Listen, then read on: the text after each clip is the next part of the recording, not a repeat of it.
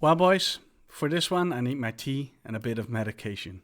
So let's swallow this bitter pill and get on with it.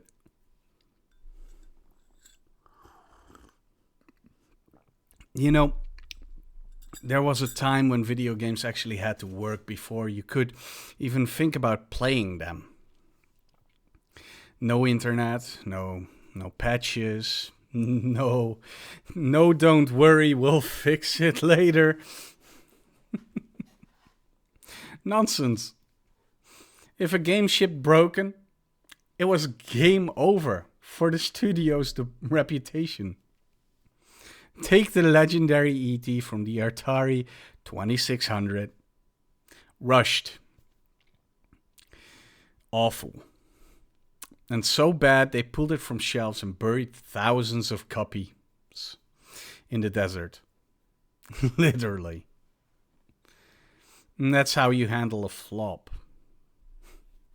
Nowadays, studios drop games that are about as polished as a rusty spoon. And instead of apologizing, they say, hey, don't worry. We'll patch it later, in a few months. Don't worry.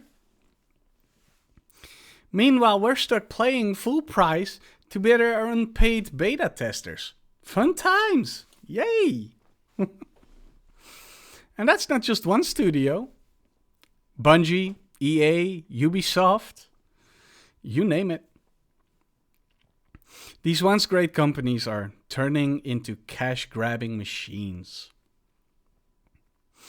Bungie's Destiny 2 is barely keeping them afloat. And their new game, Marathon, apparently borrows its art style from some poster artist. When called out, they just point a finger at some poor guy who no longer even works there.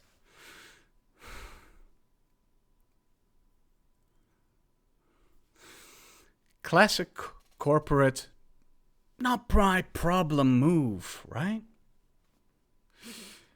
Games used to be art.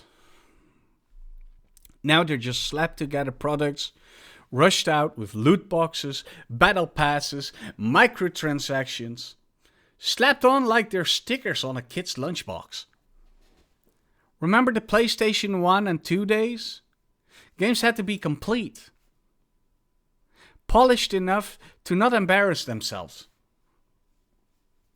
There was no patch 1.0.1 or season pass. If it sucked, it sunk.